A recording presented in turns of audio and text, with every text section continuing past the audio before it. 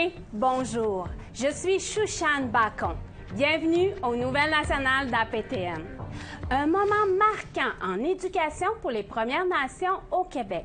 À Kahnawake, le Canada a signé une entente donnant plus d'autodétermination à certaines Premières Nations de la province.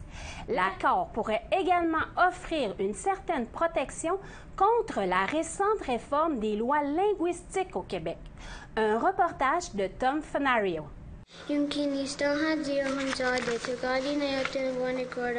Yodan Hardeo Lahash parle le Ganyagéha, la langue du peuple Mohawk, une langue en péril.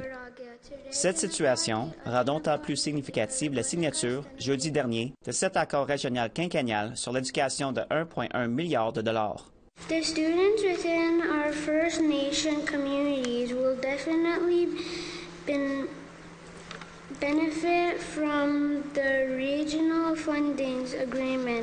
L'entente prévoit plus de 310 millions en nouveaux fonds pour 22 collectivités des Premières Nations au Québec. L'argent servira à améliorer le transport scolaire, le recrutement et le maintien en poste du personnel et, ce qui est peut-être le plus important pour les affaires comme Yodan Hardeo, le contrôle sur les programmes scolaires, incluant l'enseignement des langues.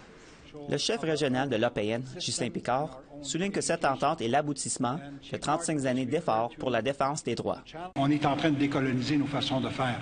Et ça, c'est extrêmement important, puis c'est fondé sur un droit que nous reconnaissions, mais qui était loin d'être respecté par les gouvernements. Mais d'autres batailles sont à venir.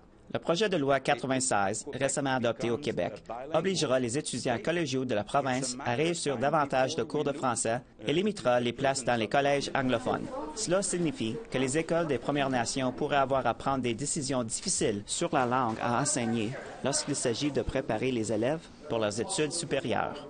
Picard donne l'exemple d'une femme anglophone des Premières Nations planifiant une carrière en travail social. Elle a récemment été mise au courant qu'un cours dont elle a besoin n'est maintenant offert seulement qu'en français. She has learned, this is recent, that the classes or the courses who were before available in English are now only available in French. This is a prime example of the kind of situations that our people face. And I will add this, I mean, we haven't closed the door on potential options to intervene. On 96. Pendant la période des questions, la ministre des Services aux Autochtones, Patty Hajdu, n'est pas allée jusqu'à condamner le projet de loi 96. Elle a toutefois dit que le fait de donner aux Premières Nations plus de pouvoir d'autodétermination assurera une certaine protection contre le projet de loi. I think it is important for us to stand with Indigenous people as the federal government to make sure that they continue to have those rights, that they have the rights to educate their children in ways that are going to result in the success of children. Mais le succès est peut-être mesuré de plusieurs façons. Au moins, de nombreuses Premières Nations au Québec auront maintenant leur mot à dire sur la manière de l'atteindre. Un reportage de Tom Fenario, Nouvelle nationale d'APTN, sur le territoire Mohawk de Kahnawake. La Première Nation de Longue Pointe est inquiète à propos de la santé de ses membres. Elle demande au gouvernement québécois et à la santé publique d'Abitibi-Témiscamingue de rencontrer sa population en assemblée publique pour les informer sur les impacts d'émanation de métaux dans l'air provenant de Glencore Fonderie Horn à Rouyn-Noranda. Voici ce que j'ai préparé pour vous. Cette vidéo d'entreprise montre un côté de la fonderie Horn. Des travailleurs heureux et productifs, l'innovation, l'harmonie environnementale. Mais il y a un côté malheureux à ce commerce. Aujourd'hui, nous rendons compte de l'impact sur le cancer du poumon de 2 contaminants qui sont là. Le 6 juillet dernier, une conférence de presse a eu lieu à Rouyn-Noranda par la Santé publique du Québec, afin d'informer la population que les risques élevés de cancer à Rouyn-Noranda sont inacceptables à cause des émanations de métaux comme l'arsenic par la fonderie Horn. Ça ne veut pas dire qu'on doit vivre dans un risque zéro dans tout. C'est évident que c'est pas possible pour différentes situations, qu'elles soient industrielles, au travail, naturelles. Alors ici, il faut juste mesurer quel est le niveau qui est réellement impactant sur la santé des gens. Mais la Première Nation de Longue Pointe, communément appelée Winaway, est préoccupée. Nous autres, on ne croit pas que ça se limite juste à un quartier de Rouyn-Noranda ou juste à la ville de Rouyn-Noranda. Parce qu'en ligne directe, entre Rouyn-Noranda et la communauté de Odaoué, il y a 50 000. Puis on chasse, nous autres, puis on pêche entre Rouyn-Noranda et Odaoué. Le chef Steve Mathias demande à la province et à Glencore Fonderie Horn d'informer sa population sur les impacts en assemblée publique. C'est des produits toxiques. C'est des produits qui sont... ça développe le cancer du poumon. Et ça a des impacts aussi sur les mamans là, qui donnent naissance aux bébés. Là. Les bébés, là, apparemment, c'est qu'ils sont plus petits que la moyenne. C'est sérieux, là. C'est les informations qui ont été transmises dans les médias. APTN a demandé une entrevue à Glencore Fonderie Horn. Ils ont refusé en disant que nous préférons entamer des discussions avec la communauté pour bien comprendre les préoccupations et bien les écouter avant d'aller dans les médias à ce propos. Mathias est aussi préoccupé pour les membres de la communauté qui vivent à Rouyn-Noranda. On met la lumière sur tout ça, là. Puis après ça, s'il y a des mesures correctives à faire, c'est sûr qu'il va falloir qu'il y en ait. Ben, une fois que les mesures correctives auraient été identifiées, que l'on pointe aussi, donne son consentement à ça. C'est sur notre territoire, ça, c'est chez nous, ça. Le ministre de l'Environnement du Québec n'a pas répondu à la demande d'entrevue d'APTN. Des études sur les impacts d'émanation de métaux par la fonderie Horn seront faites d'ici la mi-septembre pour émettre des mesures à entreprendre. Shushan Bacon, Nouvelle nationale d'APTN, Wendake. Chaque année, les Canadiens de Montréal tiennent un camp de développement de 3 jours pour ses espoirs. Et vous n'avez pas besoin d'être un fan de l'équipe pour comprendre que le camp de cette année compte une représentation autochtone sérieuse. Un reportage de Tom Fanario. Alors qu'une grande partie de l'excitation concernant le camp de développement des Canadiens de Montréal s'articule autour d'un choix récent de Juraj Slafkovský, dans un autre coin de la patinoire, 2 joueurs s'enforcent de se faire connaître. Le tireur est Israel Mianscom, de la Première Nation Cree de Mistissini. Mianscom joue pour les Phoenix de Sherbrooke, dans la Ligue de hockey junior major du Québec. Il est ici pour un essai. Just trying to be a sponge here. Of course, NHL is the goal, but it takes time and I just want to improve my game here. Le gardien de but vers lequel Mianscom dirige son tir est Emmett Croteau, un métier de Bonnyville en Alberta. Croteau est un récent choix de 6e tour des habitants. I was in Edmonton. I was sitting down, getting dressed actually to go on the ice. So, I was aware the draft was going on. I just had my phone by me, but I wasn't really sitting there watching it. So, just kind of doing my routine, stretching and stuff, and went to get dressed, and the phone rang. So it was an amazing experience. My dad was there with me, so I ran out and we shared a hug and shared a moment. So it was really special. Croteau dit qu'il aime garder un œil sur les autres joueurs autochtones et cite Jordan Tootoo comme une source d'inspiration. Il cite aussi un membre actuel des Canadiens. Being a Carey Price fan growing up and now being here, it's a pretty cool thing. Pendant ce temps, Charlie Washipapano patine sur la même glace, mais c'est un espoir d'un genre différent. Basé à près de 1000 km de là, à Chisasibi, Washipapano dirige le programme des ours de la Nation Cree, une équipe d'élite composée des meilleurs joueurs de 9 communautés Cree du Québec. Même s'il dit qu'il est ici pour apporter ce qu'il apprend chez lui, il garde également un œil sur son avenir. I'm always hoping to eventually move up the ranks. It's something I've looked at in the last few years, but if an opportunity presented itself where I could, possibly take on a challenge, I'd obviously take a long look at it. I'm obviously based at home. I'm settled at home, but in the hockey world, when chances like this come up, you jump at them. Pour beaucoup ici, la présence autochtone au camp de développement des Canadiens est plus qu'une simple question d'avancement de la carrière. Fréquemment, lorsque des joueurs autochtones font l'actualité au Québec, c'est parce qu'ils ont été victimes d'insultes racistes. Comme durant ce match de 2018 où s'affrontaient des jeunes de 13 et 14 ans dans la ville de Québec. Néanmoins, Washipapano est optimiste. Les incidents de ce type deviennent de plus en plus rares. It's pretty tough to navigate at times. It's not just for individuals, but obviously for teams. I'm part of the Cree Nation Bears program back home. We obviously still go through some hurdles year after year, but I think the more you have dialogues with people, the more it helps, the more it kind of flattens the the playing field. But at this point, I think things are always going to get better. Pour sa part, Mianskam affirme de ne pas avoir été victime de racisme en pratiquant le sport qu'il aime. Pour l'instant, il dit qu'il vit juste son rêve. I think every kid in Quebec is always a big fan of the Habs, and so just to get the opportunity to be here and to put on the jersey was really special. Un reportage de Tom Fenerio, Nouvelle nationale d'OPTN, Brossard, Québec. Après la pause, prestation d'une troupe de cirque inuit à Montréal en racontant une histoire transmise de génération en génération. Soyez là.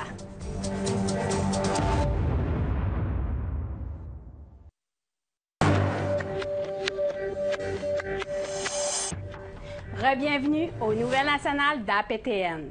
Un groupe de sénateurs était réuni à Halifax pour publier un rapport du comité sénatorial. Un rapport dont les conclusions indiquent que le gouvernement fédéral manque à son devoir envers les pêcheurs des Premières Nations.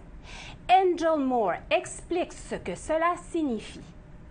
Le Musée maritime de Halifax a été le théâtre de la publication d'un rapport du comité sénatorial sur la mise en œuvre d'une pêche fondée sur les droits des Autochtones. Le sénateur Dan Christmas n'a pas mâché ses mots. Selon lui, le gouvernement fédéral fait fi d'un droit de pêche issu de traités. In fact, witnesses said authorities had been harassing Indigenous fishers for years, seizing their gear, making arrests, and effectively criminalizing them for exercising their long-held and Supreme Court-affirmed treaty right. Le sénateur Fabian Manning a convenu. We heard testimony from witnesses that law enforcement and regulators have failed in their attempt to prevent the violence and destruction. This is all extremely troubling and a direct result of the federal government's failure to fully implement treaty rights for First Nation fishers. Le comité a attendu 30 témoins au cours de la dernière année. Shelley Denny fait partie de ce nombre. Elle espère que le rapport attirera l'attention des Canadiens d'un bout à l'autre du pays. I really think it's very important that Canada be aware of, these issues. They're not just in Nova Scotia. This affects more than the Mi'kmaq. So I think it's very important that they shed more light and more awareness on some of the challenges that the First Nations have been having. L'étude a commencé au printemps, après que la Première Nation Sipekne'katik a lancé sa pêche autoréglementée à l'automne 2020, ce qui a fait fortement réagir les pêcheurs non autochtones. La GRC et les agents de pêche ont été accusés de ne rien faire. Le rapport intitulé « Paix sur l'eau » contient 10 recommandations, comme le transfert de casiers commerciaux aux pêcheurs autochtones, et demande au gouvernement fédéral de s'attaquer immédiatement au racisme systémique au sein du ministre des Pêches et des Océans et la GRC. So the ugly reality of racism in Nova Scotia and elsewhere is quite evident and undeniable. So we strongly recommend that the government consider doing more public education. Une autre recommandation consiste à transférer la responsabilité des pêches du ministre des Pêches et des Océans à celui des relations couronnes autochtones.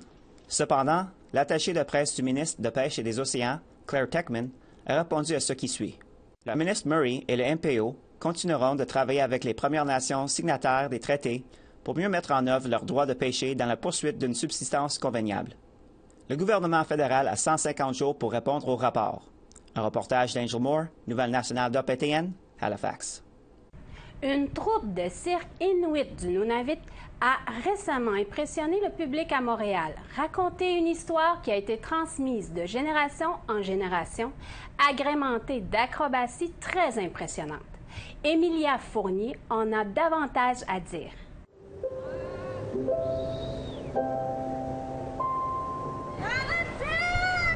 I love performing because it gives everyone a smile on their face, and I like getting the jitters.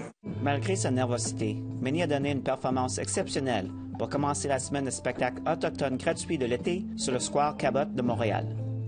L'importance du lieu prenait tout son sens pour les artistes. Depuis des décennies, le Square Cabot est un lieu de rassemblement au centre-ville pour les Autochtones sans-abri, y compris les Inuits. We don't get a lot of our own people. Yes, into our shows sometimes because they're somewhere else or it's further. So it's going to be fun to share with our local people. Yep. Minnie et Mike sont des artistes de la troupe de cirque Inuit Tupik, une compagnie de cirque entièrement composée d'Inuits du Nunavik. It's the creation for the show. That's the best part. Like most of the time, we just like improvise and like, oh, let's put that there. And like, yeah, and the performance is amazing. I'm used to it now. Sally, l'un des cofondateurs et artistes de Tupik, a passé beaucoup de temps sur Square Cabot au début de la pandémie. Il y a œuvré au Centre de résilience Montréal, un refuge pour sans-abri situé à proximité. I was working at Resilience Montreal for about a year, and so I was very close to the homeless community of Cabot Square, which is a large Inuit population in the urban center. So it's very close to me, and ever since I started working at Resilience, I was always trying to implement, how can I best serve my community. Chris, le quatrième artiste, affirme que Tupik est unique, parce qu'on y met l'accent sur la narration et l'utilisation de l'Inuktitut. We get to tell the stories that our ancestors told and have fun with it by adding circus the way we want to. I have too much energy or not enough energy, I can go into the circus space and find that energy there and be able to do what I want. And especially working with this company, I can create what I want, use a language whichever I used to prefer. Le spectacle raconte l'histoire d'une petite fille qui a rencontré de vieux esprits alors qu'elle essayait de renouer avec sa grand-mère plus traditionnelle. Chris affirme que Tupik l'a aidé de se rapprocher de sa culture. Ses tatouages sur le visage étaient basés sur son maquillage de scène. Ils sont inspirés par les tatouages que les chasseurs abhorraient, démontrant qu'ils avaient à cœur leur collectivité. With these markings on my face, I want to remind myself that I'm here to provide for the people that I love and the ones that I care about. Through my performing, through anything that I can do, I try to give back as much as I can. Tupik se produira tout au long de l'été à divers endroits au Québec. Un reportage d'Emilia Fournier, Nouvelle nationale d'OPTN, Montréal. Au retour, nous recevons Widia Larivière de Mikana qui vient nous parler des préjugés envers les Autochtones. Restez là.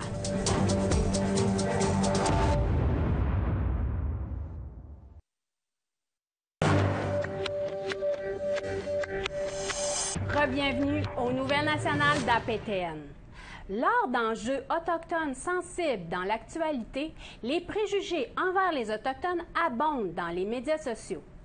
Et ces préjugés sont ressortis dans les commentaires de notre reportage concernant le conflit territorial entre Mashteuiatsi et la nation Huron-Wendat.